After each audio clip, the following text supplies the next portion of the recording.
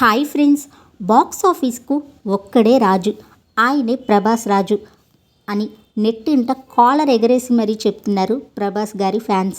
తాజాగా ప్రభాస్ గారు నటించిన కల్కి మూవీ 1000 కోట్ల గ్రాస్ని, 500 కోట్ల షేర్స్ని సాధించడంతో ప్రభాస్ ఫ్యాన్స్ ఆనందంలో మునిగిపోయారు. ఇప్పటి వరకు ఇలాంటి ఫీట్ చేసింది, అలాగే ఇప్పటి వరకు చేయగలిగింది టాలీవుడ్ హీరోల్లో ఒక్క ప్రభాస్ గారు మాత్రమే అంటూ, ఇకపై ప్రభాస్ రికార్డ్స్ బీట్ చేయాలి అంటే కష్టమే అంటూ సోషల్ మీడియాలో హై రేంజ్లో ప్రభాస్ ఫ్యాన్స్ తెగ పోస్టులు పెడుతున్నారు. ఇక ప్రభాస్ ఇప్పటికే బాహుబలి 2తో 500 కోట్ల షేర్ని సాధించారు.